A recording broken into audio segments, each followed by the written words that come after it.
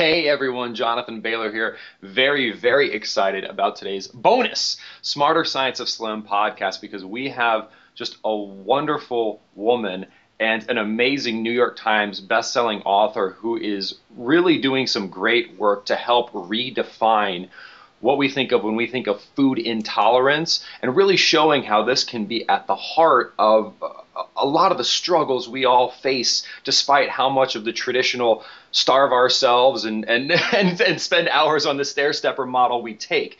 A much more sane approach here and just a wonderful, vibrant woman who does and represents and lives what she says. We've got none other than the New York Times bestselling author of The Virgin Diet, JJ Virgin. Welcome to the show. Oh, thank you so much. It's such an honor. I'm like your biggest fan. So, well, the feeling is definitely mutual, JJ. And I really quickly, I want to get into your story. But the first thing that I want to cover is the thing that you do so well is you have, like your awesome 7 pounds in 7 days with 7 foods, and it's so catchy and it's awesome. But there's also this very deep layer of science and awesome substance below that. Before we get into your story and just all of this great work you're doing, you have an ability to communicate science so sexily, and I appreciate that. Sexily. Well, you know what? One of the things I saw early on, I've been working with doctors in practice development for the last 15 years, and I kind of realized this early on in my own career when I was a personal trainer. It was me and Body by Jake. And I went, that guy's fully booked and charging 3 times what I'm charging. And I know all the science and I'm telling them the science. And I went, you know what? People buy results, and you have to be able to communicate in a way that's grabby, catchy, et cetera. Otherwise, they won't do it. Mm-hmm. So, the science has got to be there, although you and I both know that there's some amazing science out there that doesn't work, that you can use a study to prove anything. I mean, I've been deep into sugar lately, and it's amazing how they've overlooked things to say that sugar in high fructose corn syrup is safe. So we can use science to prove anything. And so you've got to take science plus real life experiments, which is using our own bodies as chemistry lab to show things. And then you got to package it up in a way that the consumer goes, oh, this is awesome, and I can do it. Because if they can't, if they aren't intrigued and want to do it, and then they can't see themselves being able to do it, we all lose. Absolutely. And let's dig into that a little bit. What the pitch that you have, which is so awesome and so backed by science and so backed by results, is that there are essentially, at least starting with 7 foods, which can help you to lose 7 pounds if you eliminate them in 7 days. And that's because this really is not about calorie math, and yet of course they matter, but it's really about the quality of food we're eating and how some foods literally are not compatible with our body. You talked about that a little bit. That was poetic. I don't need to say any more. You're doing all my interviews from here on out. What I tell people is, yes, calories count, but where they come from counts so much more. So you want to think of food as information and realize that when you're eating things, you want the message from your food to say, hey, reduce inflammation, slow down the aging process, keep my energy level consistent, let insulin come up to tell you you're not hungry anymore, but then come back down to fasting so that your body can open the doors to the fat cells and use stored fat for sustained energy rather than relying on sugar and making you bonk all the time and need food, right? So, that's the real crux of it, is that yes, it's the 777, but what happened was I was doing testing in doctors' offices for food sensitivity because my whole background is weight loss resistance. I mean, I realized like 30 years ago that this calories model was just stupid, and I started saying it, and I got so attacked. Can you imagine that, Jonathan? I can imagine it. And I'm sure, what was it? Who was it? Or the gentleman who proposed that the earth wasn't flat, or Galileo, right? When he was like, well, the earth isn't flat, they were like, we will burn you at the stake. Yeah. But that's all right. Continue. No one's burning you. I should really be happy this wasn't, 1,000 years ago. I just start piping up about this. I would have been a witch hunted. Exactly.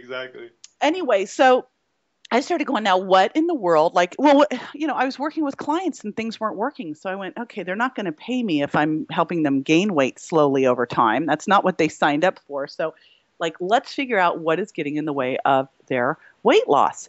And, obviously the first place we know with losing weight, diet's where it all starts. That's not the end all be all. So I'm not going to say it's only diet, because if you've managed to tweak your metabolism, which pretty much everybody has, there's more to it. But luckily, a lot of the diet fixes fix a lot of the other stuff too, like bringing your hormones into balance.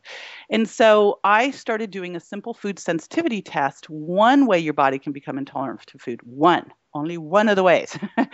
And what I discovered was the same foods. We were really doing that more because people were tired and their joints hurt and their skin broke out and they looked old and, they were moody and they had gas and bloating. And so we were doing it for all those issues.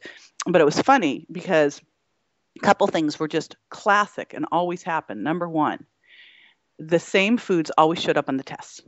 And in 70% of the time, in this specific test, because this is only one way to look at the 3 different ways we can become intolerant to food, and I don't believe we even know all the different ways to test for it at this point. So the best test is your own chemistry lab, your body. But the same foods always showed up, and I loved that when that happened, because 70% of the time you'd see these foods, and when you pulled them out, you were the freaking hero, because people's symptoms went away like that, but they lost weight fast. And Jonathan, I'd like to say I was a smarty pants, and in a couple months I was like, oh, good foundation for a diet. But no, that wasn't the case. I kept thinking you had to test, even though the same foods showed up. And I didn't put it together as like the foundation of the diet. I was really using it more to help them be compliant. And then one day someone tweeted at me, a chef tweeted at me, and she goes, "What are you doing? I keep hearing about you." And I go, "Oh, I'm doing this thing where I'm pulling these foods out because of these tests, but I need recipes." So she said, "Well, do it for me." And then she goes, "Well, let's do it for our group." And I'm thinking, how do I do this testing for like thousands of people at once? What a nightmare. And I thought, well, what if we just didn't test? What if we just pulled out the top foods? And as you said, hey, there's outliers out there. I picked 7 foods. I didn't pick them arbitrarily. But I also kind of looked at it and went, drop 10 foods, which we played around with, drop 20 foods. At some point, people were like, oh, are you kidding me? So I really said, okay, I really narrowed it down to what do I absolutely have to drop? And believe me, I went back and forth on a couple of them going, do I need to, but I couldn't. These were the ones that had to go no matter what. And it doesn't mean that they have to go forever. Because if you told someone drop 7 foods, lose 7 pounds, and get them out of your life forever, they'd never pick up the book. But I say, hey, we're going to pull these foods out. The reason we say 7 pounds in 7 days is that's the average I see people lose. Some people lose 2 pounds, and some people I've seen someone lose, I think, like 13 or 14. And it's because it's rapidly reducing inflammation. That's how it's doing it. But the deal is you do it for 3 weeks. You let your immune system cool off. And at the end of 3 weeks, then we go and we check it out. And we say, okay, of these 7 foods, the top 4 high fire, high food intolerance foods that are most likely things that really could cause a problem for the long term. Because the other 3 foods, honestly, I tell people, those don't have a place in your healthy diet. And those are corn, peanuts, artificial sweeteners, and more than 5 grams of added sugar. But the 4 top high-fi foods, which are gluten, dairy, eggs, and soy, we're going to check that one out. We're going to see which work for you and which don't. Because, for a lot of people, eggs were a tough one for me. To me, they're like nature's perfect food. And that's the case 5,000 years ago. But they're no longer nature's perfect food because man got involved and does, I had to go through a whole thing, go, what the heck do chickens eat? Because I'm sure it's not GMO corn and soy, So at the end of 3 weeks, we check it out and we say, which of these foods help you and which hurt you? Because so often we're eating these foods every day, egg white omelets and soy milk and whole grain muffin, because whole grain goodness is so good for you, and egg white omelets and Greek style yogurt. And we're doing that not even because we like it, but because we heard this is what we're supposed to be doing. And, it's so interesting because just a little bit, this is why moderation's a myth, a little bit of these foods on a regular basis creates this whole intolerant response that creates inflammation, makes you crave the very food that's hurting you, and can make you weight loss resistant by creating the inflammation that makes you hormonally resistant, cranks up your cortisol, makes you store fat. It's just a mess. So At the end of 3 weeks, we go back and challenge. And I'll tell you, the toughest part I have with this whole program is that at the end of 3 weeks, no one wants to go back and challenge. They just don't want to do it. And Yep. I personally would love to see people keep these 7 out 90% or more of the time for life. But what we have to find out at the end of 3 weeks is how much does gluten have to stay out of your diet? Like if you eat gluten and you double over in stomach pangs, you want to know that at home, not in Las Vegas, you know? Oh, So, absolutely. well, I always say that because I did the egg challenge in Las Vegas and ended up doubled over in stomach pangs, and I was like, that was stupid. I know better, you know. Well, and JJ, what are those? I mean, I don't want to give away the store, and certainly, folks, you will not like JJ's book is not. Here's the 7 foods. Move on. Like, there's a bunch more there. So I hope I'm not overstepping my bounds No, with I saying, like to tell them. You know what? Let's figure that a ton of people will listen to this interview. Some people will want to go grab the book. Thank you so much. And some people will put it into action without. And whatever you need to do, let's just go change the world. I just want to get the information out there. My goal is to have 1 million people do this year. And what I see is as people do this, they become ambassadors because they start making changes so fast. I mean, I have a Grammy Award winning singer on this right now. And I can't say her name yet because she's about to come out with it on a reality show. But she's like, my fellow singers think I got a tummy tuck. I was like, that is hilarious.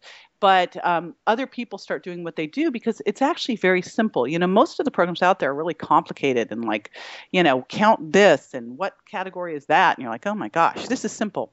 7 foods, you pull them out: gluten, dairy, eggs, soy, corn, peanuts. And I lumped sugar and artificial sweeteners together, but seriously, artificial sweeteners they need to go forever away. Bye-bye. They're the worst thing on the planet. I mean, hideous, and hit the road.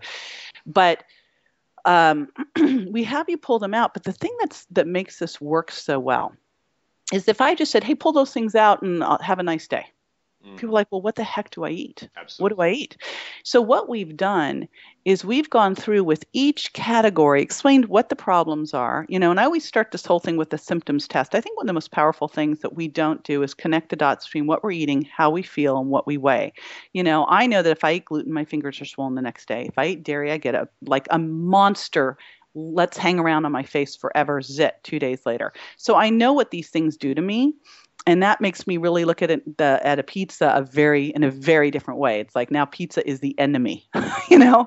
So we connect the dots by doing a symptoms test, pulling these foods out for 3 weeks, giving you simple swaps. So if you're putting soy milk in your coffee, you can use almond milk. If you're doing Greek style yogurt, use coconut yogurt. If you're doing agave, you can switch to Lohan sweetener. So all the here's what you do.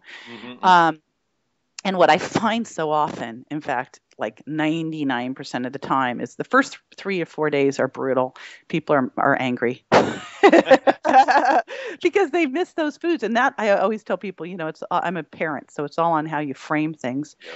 And I would say that's so great because if you're feeling that way, that means that you really had an intolerance to those foods because an intolerance tends to set up the cravings, right? Absolutely, absolutely. Yeah, So that's it's why I always tell people if you doubt that these foods are addictive, try to give them up. yeah. And you'll prove it to yourself very quickly. And that's the thing people do, the one boo-boo people do on the diet. They go, okay, gluten, check, I can do that. Soy, I can do that. Peanuts, corn. All right, eggs, fine. Cheese, no, I have to keep that one in. So I'll drop 6 foods. And I go, no, nope. You know, it's whatever one you're going, I can do all of those, but that one, that is the kryptonite. That's the one. And you can't sit down on 7 tacks. Get up, pull up 6 tacks off the chair, sit back down and have a butt that doesn't hurt. I love it. Right? Absolutely. So they all go. And I think that's very powerful because I've had people emailing me going, well, because alcohol gets lumped in there with the sugar, obviously, for 3 weeks. And they're like, well, but I don't want to give up my alcohol. I go, if you can't give up your glass of wine for 3 weeks, I think you have a problem. I know that's not going to make me popular, and I love wine like the rest of them, but it's not something that I do at home by myself, and it's not something that, if I ever feel like, hey, I can't go a day without a glass of wine, it's like, I better be able to go a week without a glass of wine, 2 weeks, 3 weeks. Otherwise, there's something wackadoodle there, right? Mm-hmm, absolutely. Well, and JJ, what I love about what you're describing here, which again, like is just, I think, such a powerful and empowering paradigm shift, is that the answer is not just to take your existing style of eating, which likely includes heavy doses of especially the gluten, artificial and natural added sweeteners, and just eating globally less of everything. Like just take the tax and make them smaller tax. I love and, that. And then that's the answer. No. Like that's doubly bad, because now you spend a bunch of time trying to like shrink the tax, and now your butt still hurts. So you're like, well, I might as well just give up completely, because I tried and it didn't work. So now I know it's hopeless, and in fact, I'm gonna feel badly about myself, because I'm gonna feel like I'm broken. Yeah. And now I'm going to get into this self-fulfilling cycle of negative self-talk, where if you focus on food quality, meaning like these foods, and it's amazing, because I think there is a cultural shift taking place, because like you've identified these 7 categories, many of which of them overlap with the paleo type effort, many of which overlap with a lower carb type effort, many of which, like, you can see our culture is shifting to say food isn't evil, it's just that not everything that's edible is good for everybody. Right. And that is such a key and powerful distinction, because now we can love food again. Let's just eat the foods that support our body, and that's unique. I mean, there's definitely some commonalities, certainly a lot of commonalities, but let's focus on what we are eating and let the wisdom of our body speak to us, rather than trying to overpower our body through starvation. Yeah, that works every time. That consistently works. Yeah, that so consistently works. We should all be insane and continue to do this thing that doesn't work, but do more of it. And I do believe, though, that there are foods that are evil. Oh, absolutely. I do believe there's food that's non-food. And I remember back, I've been at this a long time, but I remember going to the store and I bought a lot of Diet Coke. I was a total Diet Coke fan. And I bought like all this like diet popcorn. And I remember looking at my cart, and I was spending a freaking fortune on this stuff, and these Alba 77 shakes to buy. I was spending all this money to get no calories. I thought, wait a minute. It's like the less calories, the more expensive it is. You're getting nothing. You're paying more for less. You're paying, you want to buy really high quality calories. I had the same, JJ. I think we're great minds maybe here, because I was at in the office the other day, and I was looking at the vending machine, not personally because I was going to get something from it. I was brewing some green tea, but I saw that there were some options identified as low calorie, and they were all these like puffed crisps, and I thought to myself, I'm like, what? How in the heck? Like, if I'm hungry and I ate 100 calories of puffed crisps, like I should just eat Kleenex. Like, that's not. What is that possibly going to do to help me not be hungry anymore? No, it'll act. And the funniest part is you eat that little puff crisp, which those 100, I always love that people say you should snack all day long. I go, really? So let's look at that. Because I'm betting you're not snacking on wild salmon or grass-fed beef. I'm just betting. I'm betting you've got those 100-calorie snack packs that you're snacking on. And they're basically carbs with a little fat, a great combination.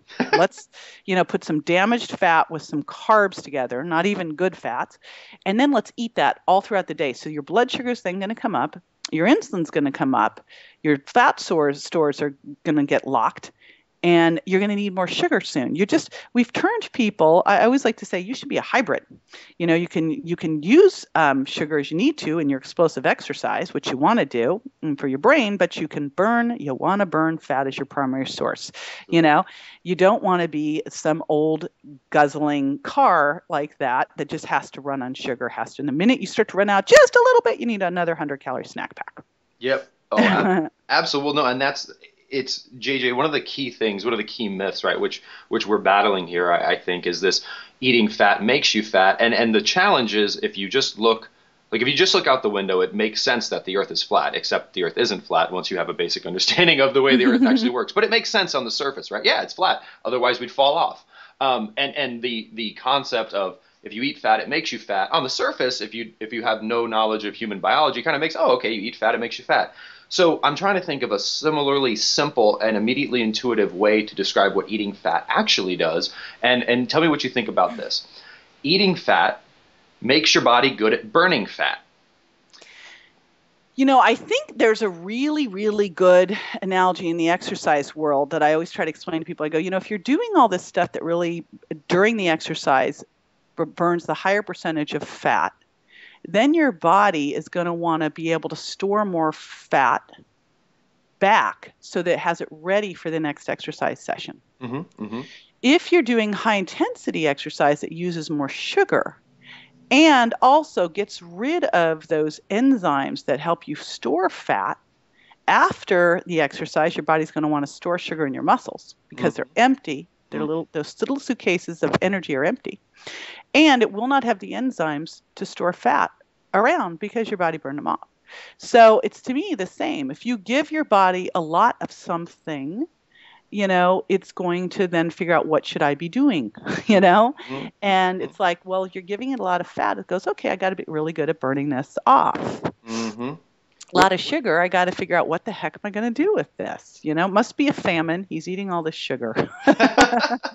Well, and just to unpack that, JJ, to get a little bit deeper into the biology for the listeners, like we talk about, I eat sugar, I get used to burning sugar. I eat fat, I get used to burning fat. So let's imagine we're eating fat. Our body's getting used to burning fat. And then let's imagine that, let's say we ate 300 calories worth of fat. And let's say our body has burned that off and now needs additional energy. Well, our body could think we're starving, but why would it if we still have fat available, which many of us do? It just happens to be sitting on our hips rather having just passed through our lips. Mm-hmm. And if our body is already used to burning fat, it doesn't necessarily say, oh my God, I'm starving, I'm going to slow down and I'm going to burn up muscle tissue. It's just going to say, oh, okay, yeah, there's more fat over there. I'm going to go burn that because I'm good at burning fat. But if we're eating these 100-calorie snack packs and conditioning our body to burn sugar, let's say we ate 300 calories worth of sugar. Let's say we burned through that. Our body's like, I need more sugar. It's looking around. Our body doesn't store sugar. I mean, it does, but not for all intents and purposes what we're talking about here. It's looking around, it sees fat, but it doesn't see sugar, so it says, well, I want more sugar, so I'm going to give you all of these crazy carb cravings. Yeah. Versus going after that stored fat because its preferred fuel source is sugar, so it demands that preferred fuel source. But by eating fat and conditioning our body to prefer burning fat as fuel, even if we don't have enough external energy, we've got plenty of internal energy in the form of stored body fat. And the thing I always tell people, because I always think the proof is in the pudding, probably not the best metaphor, but it's like they hear it so often. We've become so fat phobic, but the people who don't eat fat are soft and old. And if you want to have great hair, skin, and nails, you've got to eat fat. Mm-hmm. And you got to digest it. One of the other unfortunate things I see with a lot of people is they've just really tweaked their fat and protein digestion. Mm-hmm. Mm-hmm. And they're just, and a key sign of that is you're eating fat and you're still very dry. Now, that can be something related to hormones, especially estrogen or thyroid metabolism. But if those are all in line and you're still, eating fat and, you've got very oily stools and your skin's not looking so hot, check your fat digestion.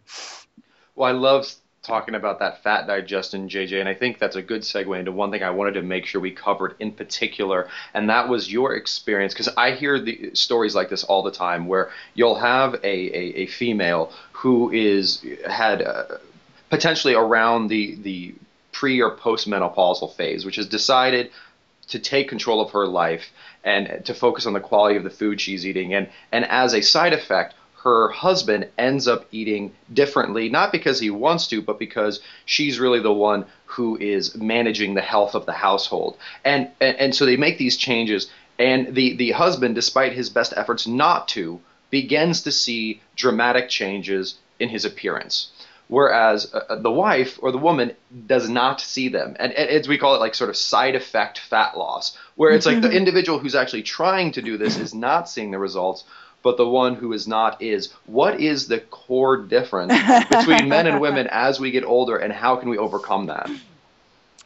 Well, and now here's where it will be a little bit different. Let's say the man is in his late 50s and the woman is in her early 50s. They might kind of almost match there. Okay. Because they're both going through their pauses.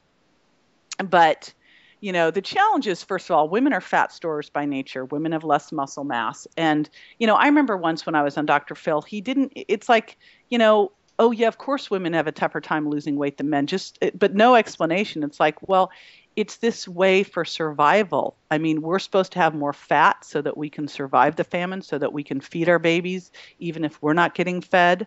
This is all here for a reason. However, we can steal some of the secrets from the men. And here's some of the secrets that I see from the men. For women, we have a much, and I'm sorry, Jonathan, I always say the women are Aston Martins and the guys are VW Bugs. Continue. All right. Okay. But I mean, hormonally, you got testosterone and, cortisol, thyroid, right? Okay. We've got testosterone, estrogen, progesterone. I'm leaving out like obviously DHA and all this other stuff, but, cortisol, thyroid. We cycle. And that changes everything. We also have much less muscle mass than you guys do and a higher body fat percentage, right? And we have a much more intricate tie-in with our moods and serotonin and dopamine than you guys do. You guys tend to, and this is just the way we're set up. It's our DNA. You guys don't generally stress long-term over things. There's a fire, you put it out, and then you wait until the next fire. Now, if there's a little, you see a little bit of smoke somewhere, there's smoke over there. And when it gets to be a fire, you go put it out. We see smoke and we worry about the smoke. Is the smoke going to turn into anything? What should we do about the smoke? We call our girlfriends about the smoke.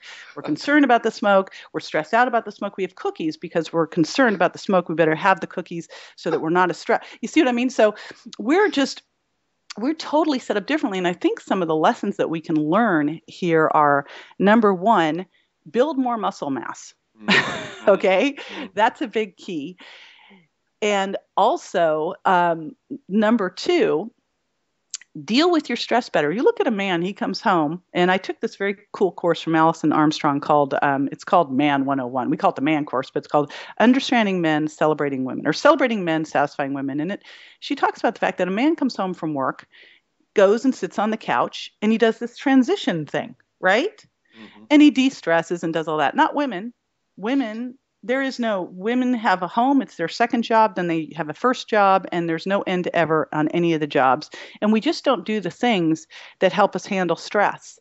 And if we are not handling stress well, we are going to go through menopause with the worst possible situation where the only hormone going up is cortisol, which is going to make us store more fat around our waist, make us more insulin resistance, which then will make us have more estrogen dominance, less progesterone, problems with testosterone. It screws up all your cycles. And then estrogen's going to come down too, and you're a mess. Mm-hmm. So, I mean, the best thing you can possibly do to prepare yourself for menopause is focus on handling on stress and putting yourself at the top of your totem pole instead of the bottom or not even on the list. Yep. We really are the CEOs, of our personal healthcare system, which is our family. And the best way to be the CEO is to lead by example. So if you think your kids are going to go to bed on time, eat healthy and exercise, and you are, staying up late, getting up too early, eating on the run, and blowing off your exercise, that's what your kids see and that's what your kids model. So you really have to get out of feeling like you don't have time or it's selfish or whatever into going, okay, I want to set the best example for my family because I recognize that by me taking care of myself, I will be more effective at home, but also my kids will then do that. And guess what? I'm setting this up for future generations. I don't know if you hear that, but I'm actually that's the clap track right there. I love it. That's I don't have the simulated clapping, so I have to do it myself. But here, JJ, I love it, and it reminds me of, and at the risk of being trite, but it is the canonical example, right? When you're on an airplane, the constant message you hear is please affix your own oxygen mask before you assist others, because if you are deprived of oxygen and you're not living fully, you cannot help anyone else live fully. And I feel like a lot of us are depriving ourselves of our life source, and if we ever hope to help anyone else, we've got to put on our oxygen mask first, right? And that's Right. really what we're talking about here. It's not about being a martyr, baby. Exactly. It's that martyrdom thing. Get rid of it. Be a role model. And Step up it's and lead. and please understand that in doing that, it's not a selfish thing. In fact, it's very selfless. Yeah. Another analogy I like to use is, imagine you want to teach somebody math, but you don't take the time to learn math. Like, you can never teach anybody math unless you learned it first. So I mean, if we spent all of our time just being like, I just want to teach math, I just want to teach math, but you never actually took the time to learn it, well, then what good are you? And if you want to teach health and you want to teach these wonderful habits that you're describing here, you got to do them first. Yeah. Yeah. It's just like, I remember back when I used to see people one-on-one and you'd have someone who wanted to quit smoking and they just couldn't do it. I go, well, do you want your kids to smoke? Oh, no, they'll never do that. I go, guarantee they will. Mm-hmm. Guarantee it.